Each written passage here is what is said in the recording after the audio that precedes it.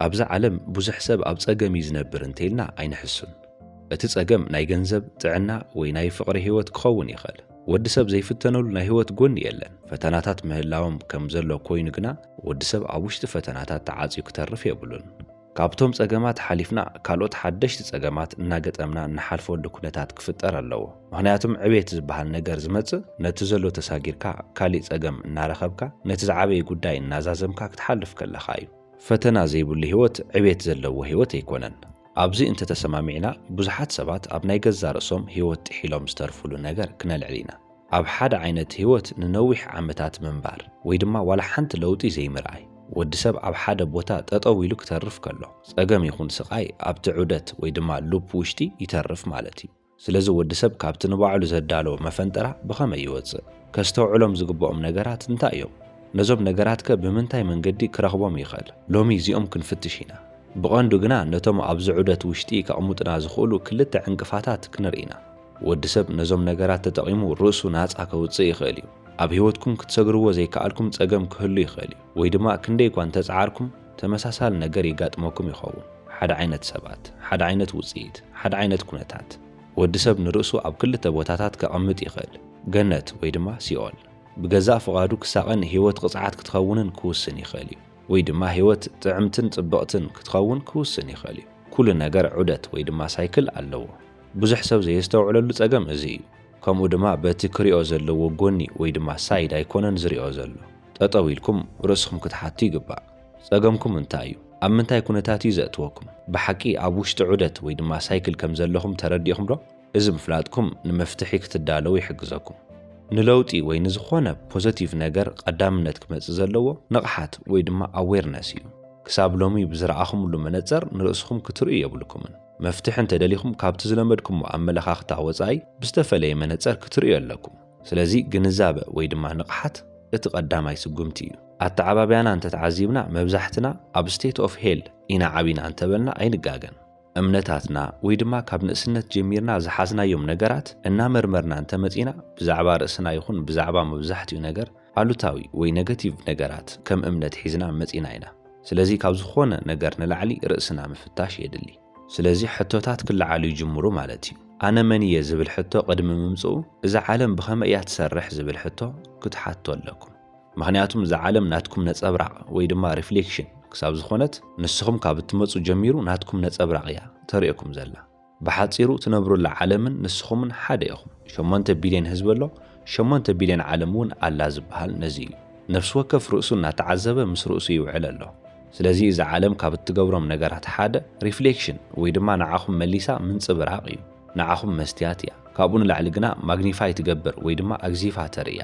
እንታይ እያ ማግኒፋይ ትገብር ወይ ድማ ኣግዚፋ ተርኢ እንተኢልኩም ስምዒትኩም እዩ። ስለዚ ስምዓኩም ስምዒት ንዓኹም መሊሳ ተርእየኩም ኣላ። ነገሩ ክንዲ ዝቐሊል እዩ። ይኹን እምበር ብዙሕ ግዜ ዝተሓላለኸ ወይ ድማ ኮምፕሌክስ ነገር ስለ ዝለመድና ቀሊል ነገር ክንገረና ከሎ ሸለል ንብሎ። ሪያሊቲኹም ወይ ድማ ጭቡጥ ሓቂ ብኸመይ እዩ ሓቂ ዝኸውን ወይ ድማ ትነብርዎ ህይወት ብኸመይ ተፈጢሩ እንተኢልኩም ብሓሳብ ወይ ድማ ቶት ኢልና ክንመልስ ንኽእል ንኸውን። ግን ካብኡ ንላዕሊ ዝኾነ ነገር ኣሎ። ከምኡ እኳ እንተኾነ ሓሳብ ከም ካልኣይ ነገር እዩ። ቀዳማይ ስምዒት ወይ ድማ ኢሞሽን እዩ። ወዲ ሰብ ክበጽሖ ዝደሊ ቦታ እንተሃልዩ መጀመርታ ኣብቲ ነገር ብደረጃ ፍሪኩዌንሲ ክበጽሕ ኣለዎ ንብል። ምክንያቱም ኩሉ ነገር ኢነርጂ እዩ። ኢነርጂ ድማ ፍሪኩዌንሲን ቫይብሬሽንን እዩ።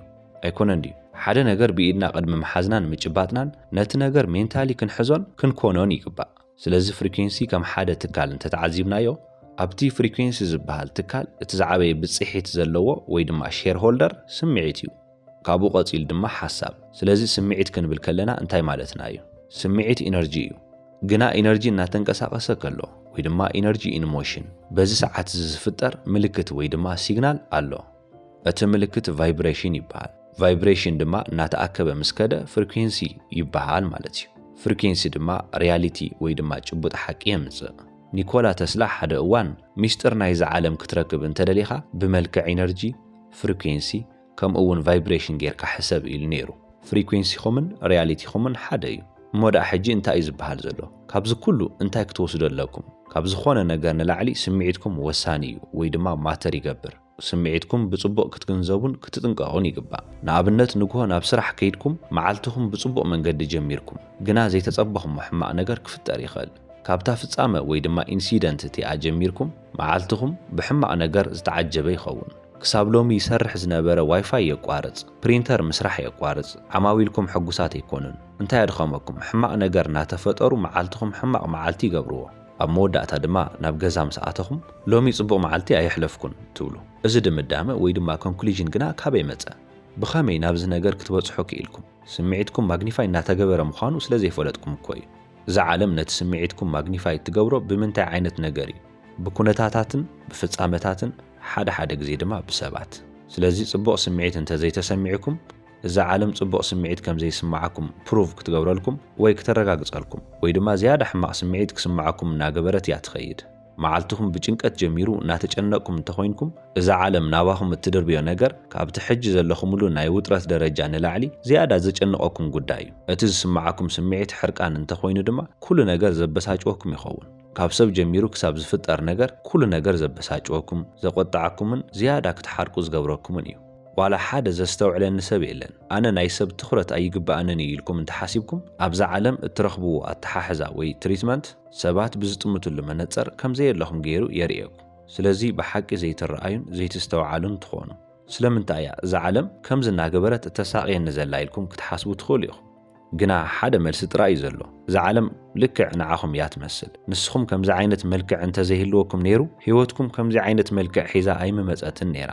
መልክዕ ክብል ከለኹ ፊዚካል አፒራንስ ወይ ድማ ደጋዊ መልክዕ ማለተይ ኣይኮነን።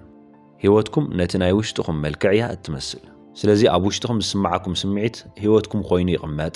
ነዚ እዩ ኣተሓሳስባኹም ሃየር ሌቨል ኦፍ ቲንኪንግ ክኸውን ዘለዎ። ልዑል ደረጃ ኣተሓሳስባ ክህልወኩም ክብል ከለኹ ኢጎይስቲክ ክትኾኑ ማለተይ ኣይኮነን። ሃየር ዌይ ኦፍ ቲንኪንግ ክብል ከለኹ ብሓቂ እቲ ዝለዓለ ፍሪኩንሲ ሒዝኩም ኣብኡ ጽንዑ ማለተይ እዩ። ኩሉ ግዜ ጋድ ወይ ድማ ፈጣሪ ክበሃል ከሎ ዘሞስት ሃይ ይበሃል። ዘሞስት ሃይ እንታይ እዩ እንተኢልኩም ፍሪኩንሲን ኮንሽስነስን ስቴት ክኸውን ይኽእል። ስለዚ ካብ ዘለው ናይ ንቕሓት ደረጃታት ንስኹም ነቲ ዝለዓለ እንተመሪጽኩም ልዑል ፍሪኩንሲ ኣለኩም ማለት እዩ። ስለዚ ሕጂ እውን ነፍሲ ወከፍ ነገር ብኸመይ ከም ዝፍጠር በቲ ናይ ቅድም ኢለ ዝነገርኩኹም ኣብነት ንረዳእዮ። ካብ ገዛኹም ሕጉሳት ኮይንኩም ወፂኹም ግና ንዓኹም ዘበሳጭው ሓደ ነገር ተፈጢሩ ንበል። ምናልባት መኪናኹም ብድሕሪት ተጋጭያ ወይ ስራሕ ደንጉይኹም ኣትኹም። በዚ ሰዓት እዚ ሓደ ነገር ይፍጠር። ክሳብ ሕጂ በቲ ዝነበርኩምሉ ስቴት ኣይትቕጽሉን። ሕጉሳት ኣብ ዝነበርኩምሉ ስቴት እንከለኹም ካልእ ስቴት ይመጽእ። ስለዚ ነቲ ስቴት ልክዕ ምስ ሓዝኩሞ ሲግናል ለቒቕኩም ማለት እዩ። እዛ ዓለም ቀልጢፋ መልሲ ወይ ድማ ሪኣክሽን ኣይትህብን። ግና ኣብቲ ስቴት ንነዊሕ ግዜ እንተጸኒሕኩም ሞመንተም ቢልድ ኣፕ እናገበርኩም እንተኸይድኩም ወይ ብኻሊእ ኣበሃህላ ኣብቲ ኩነታት ጋዝ እናወሰኽኩም ስምዒትኩም ውዒ ኮይኑ እንተቐጺሉ ቪዚብል ኮይኑ ይቕመጥ። ከም ሲግናል ዘይኮነስ ከም ቫይብሬሽን ኮይኑ ይተርፍ ማለት እዩ። ዓለም ድማ ነቲ ነገር ወሲዳ ናትኩም ማግኒፊኬሽን ኮፍ ተብሎ። ስለዚ ሕጉሳት ኮይንኩም ኣብ ማእኸል ዘጨነቐኩም ነገር እንተመፂኡ ኣብቲ ናይ ጭንቀት ስቴት ንነዊሕ ግዜ እንተጸኒሕኩም እዛ ዓለም ንዓኹም ዝያዳ ንምጭናቕ ኢላ ፍጻመታት ኢቨንትስ ወይ ሰባት ናባኹም ትልእኽ። እዞም እትልእኹም ነገራት ንዓኹም ዝያዳ ዘጨንቑ ነገራት እዮም። ንስኹም ድማ ብሃንደበት ነዲርኩም ኣብቲ ስቴት እንተጸኒሕኩም ዝያዳ ቁጣዕ ዝመጸሉ መንገዲ ተመቻችወልኩም። ብሰባት ኮነ ብኩነታት ወይ ድማ ዘይተጸበኹሞ ፍጻመታት ይፍጠሩ። ቅድሚ ሕጂ ዝረኣኹምዎም ዋላ ሓደ ዘይመስሉ ነገራት ሕጂ መነጸርኩም ናይ ጭንቀት ስለ ዝኾነ ጥራይ ካብ መሬት ተላዒሉ ከም ትጭነቑ ይገብረኩም። ገለ ነገር ጌርኩም ጊልት ወይ ድማ ናይ ጥፍኣት ስምዒት እንተተሰሚዕኩም ዝያዳ ናይ ጥፍኣት ስምዒት ክስምዓኩም ዝገብሩ ነገራት ይፍጠሩ። ስለዚ ፍጻመታት፣ ኩነታት፣ ሰባት ክንብል ከለና ብሓፈሻ ሪያሊቲ ማለትና እዩ። ምክንያቱም ሪያሊቲ እንብሎ ነገር ነዞም ነገራት ዝሓቆፈ ስለ ዝኾነ እዩ። ሕጂ ዛ ዓለም ዝተሰማዓኩም ነገር እናግዘፈት እያ ተምጽኦ ዘላ። እቲ ስምዒት እዩ ከምኡ ዘምስሎ። ነገራት ኣዝዮም ዝተጋነኑ ወይ ማግኒፋይድ ዝመስሉና ስለ ዝስምዐና እዩ። ብሓቂ ናትና ነጸብራቕ ወይ ድማ ሪፍሌክሽን እዩ። ንስኹም በዓልኩም ዓለም ከም ዝኾንኩም እንተተረዲእኹም ህይወትኩም እንታይ ምመሰለት ነይራ? ብኸመይ መሓሰብኩም ነይርኩም? ምክንያቱም ብዙሕ ሰብ ዘየስተውዕሎ ነገር ኣሎ። ንሱ ድማ ርእሱ ካብ ዓለም ነጺሉ ምርኣይ እዩ። ህይወተይ ክብል ከሎ ርእሱን ህይወቱን ይፈላለዮም። ግና ህይወቱ ናቱ ኤግዛክት ኮፒ እያ። ወዲ ሰብ ኣብ ውሽጡ ዝነብሮ ህይወት ኣብ ደገ ዓለም እውን ይነብሮ። እዚ ድማ ብኣሉታዊ ስምዒታት ወይ ድማ ኔጌቲቭ ኢሞሽንስ እዩ።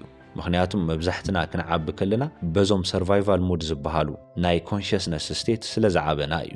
ብጽቡቕ ስምዒታት እውን እንተተዓዚብናዮ እዚ ዓለም ዓባይ ክትበሃል እትኽእል ዓርክና እያ ትኸውን። ምክንያቱም ነጸብራቕና እያ። ሓደ ሰብ ኩሉ ግዜ ኣብ ናይ ፍቕሪ ስምዒት እንተሃልዩ ህይወቱ ፍቕሪ ጥራይ እያ ትኸውን። ኣብ ናይ ሰላም ስቴት ኦፍ ኮንሽስነስ ዘሎ ሰብ እውን ህይወቱ ሰላም እያ ትኸውን።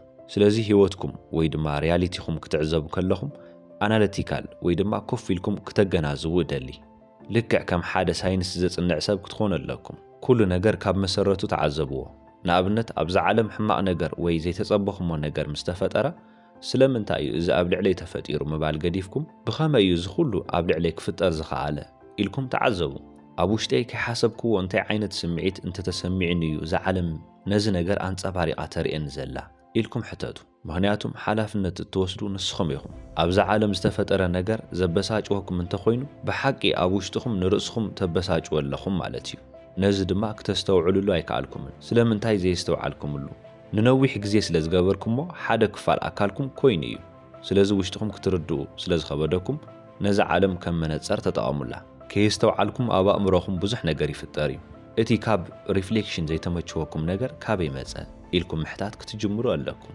ኩሉ ነገር ናብቲ ዝተልዓለሉ ውሽጥኹም ተመሊስኩም ክተስተውዕሉ ትኽእሉ ኢኹም ስለዚ ክትቕይርዎ ዘለኩም ነገር ብጸገማትኩም ወይ ብሪፍሌክሽን ክትፈልጥዎ ትኽእሉ ማለት እዩ ሰብ ኩሉ ንዓኹም ንምጥቃዕ ዝተልዓለ እንተመሲልኩም ንስኹም ባዕልኹም ንምውዳቕ ድልዋት ኮይንኩም ኣለኹም ማለት እዩ ኣብዛ ዓለም ዘለዉ ሰባት ኩነታት ፍጻመታት ኩሉ ንዓኹም እዩ ዝመስል ንስኹም ኣብ ርእስኹም ዘይገበርኩምዎ ነገር ዓለም ኣብ ልዕሊኹም ኣይትገብሮን ኣብዛ ዓለም ንርእስኹም ዘይሃብኩምዎ ነገር ካብዛ ዓለም ኣይትወስዱን ድላይኩም እንተሰራሕኩም መጀመርታ ኣብቲ ፍሪኩንሲ እንተዘይተረኺብኩም ዋላ ሓደ ኣይትረኽቡን ኢኹም ስለ ስምዒት ወይ ድማ ኢሞሽን ብዙሕ ተዛሪብና ኢና ስምዒት ኢነርጂ እዩ ንርእስኹም ኣዳምፁ ክበሃል ከሎ ነታ ውሽጥኹም ዝስምዓኩም ስምዒት ኣዳምፁ ማለት እዩ ስምዒትኩም እናተረዳእኹም ኣይኮንኩም እንትሓልፉ ዘለኹም ስለዚ ስምዒት ወይ ኢሞሽን ማለት ኣዝዩ ልዑል ናይ ኢነርጂ ምንጪ ወይ ድማ ኢነርጂ ሶርስ ማለት እዩ ፊዚካል ፕሌን ወይ ዛ ዓለም ካባኹም ኢነርጂ ብመልክዕ ስምዒት እያ ትወስድ ንስኹም እትህብዋ ስምዒት ንሳ ትቕበሎ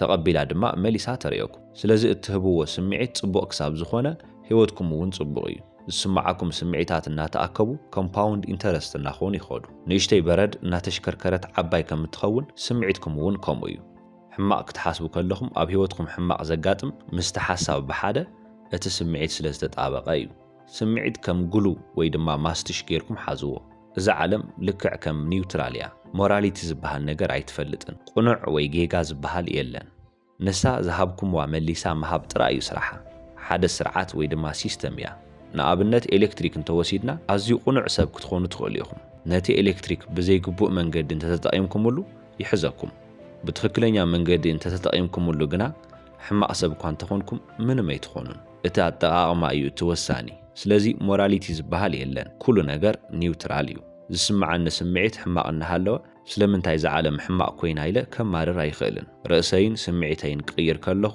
ንሳ እውን መልክዓ ትቕይር ስለዚ ኩሉ ነገር ኢነርጂ እዩ ነቲ ኢነርጂ እንጥቀመሉ መንገዲ ግና ህይወትናን ሪያሊቲናን እናስተኻኸለ ወይ እናበላሸወ ይኸይድ ስለዚ ካብ ሕጂ ጀሚርኩም ምኽንያት ኣይትፍጠሩ መልሱ ፈሊጥኩምዎ ኢኹም ክሳብ መወዳእታ ስለ ዝተኸታተልኩም የቐኒየለይ ሰላም